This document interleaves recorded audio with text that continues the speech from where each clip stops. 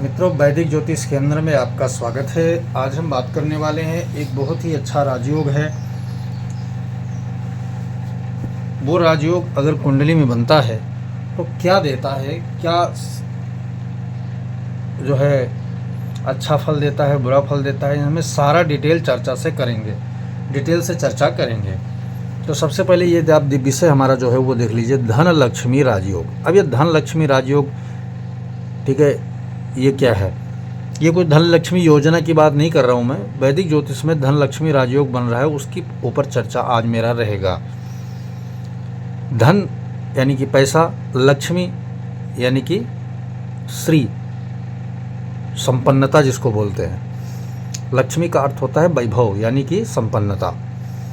तो क्या फल होगा उसको पहले समझ लेते हैं कि धन लक्ष्मी राजयोग बनने से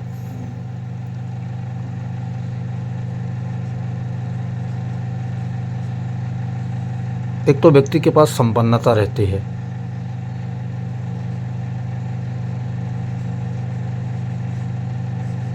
ऐश्वर्य होता है उसके पास,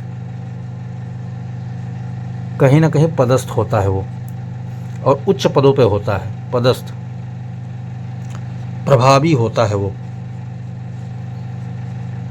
प्रभावी होता है। धनी तो होगा ही क्योंकि धन जुड़ा हुआ है शब्द से, और सुखी होता है,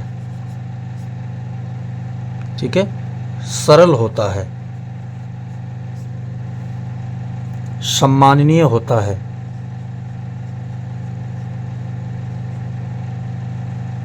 परिवार समाज जहाँ भी रहेगा सम्माननीय रहेगा, और दानी होता है।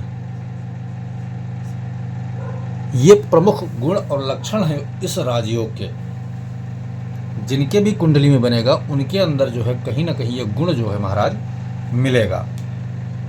पारंपरिक तौर से जन्म जात संस्कार उसके अंदर ये पाया जाएगा, क्योंकि जन्म कुंडली में जन्मांक चक्र में ही विराजमान होते ऐसे योग। बस हमें देखना यह है कि जो ये बने उसका बलाबल कारण सटीकता से खरा उतरे। उसके लिए हमें क्या करना है, कारण जान लेते हैं कि कैसे बनता है। पहले नंबर एक कारण है कि कर्क राशि में ही यह योग बन सकता है। कर्क राशि किसकी राशि है? चंद्रमा की राशि है। कर्क राशि में ही ये राजयोग जो है बन सकता है। नंबर दूसरा, भाव कौन कौन से हैं? तो भाव इसमें बताया गया है कि दूसरा, पहला यानी कि पहले दूसरे, ठीक है, चौथे,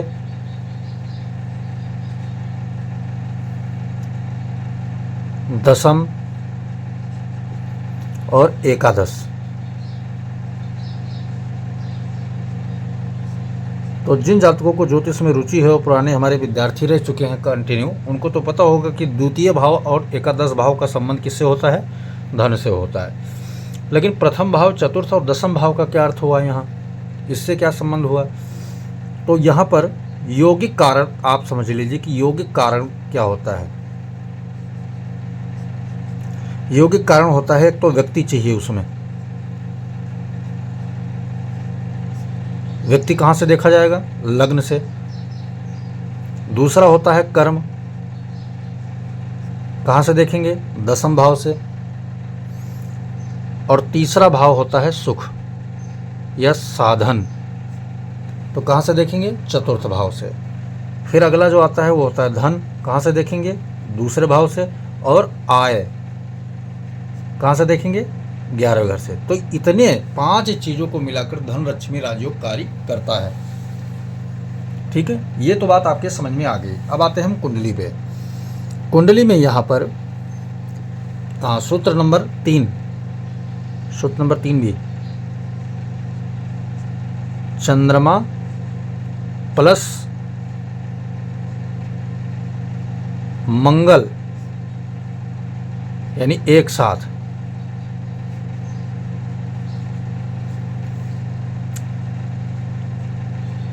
युति करने पर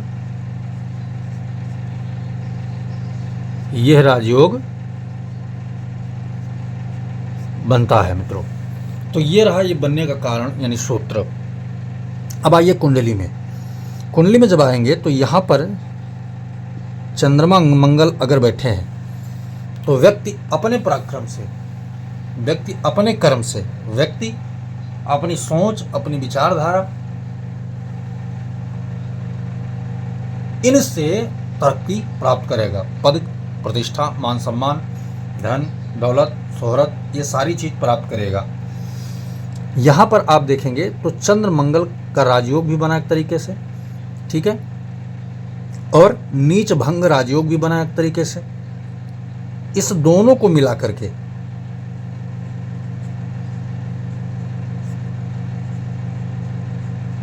चंद्र मंगल, नीच भंग और रूचक,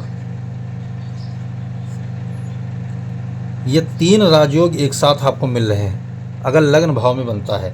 यही स्थिति क्या है, सेम स्थिति जो है चतुर्थ भाव में भी रहने वाला है, और सेम स्थिति जो है यहाँ पर दसम भाव में होने वाला है।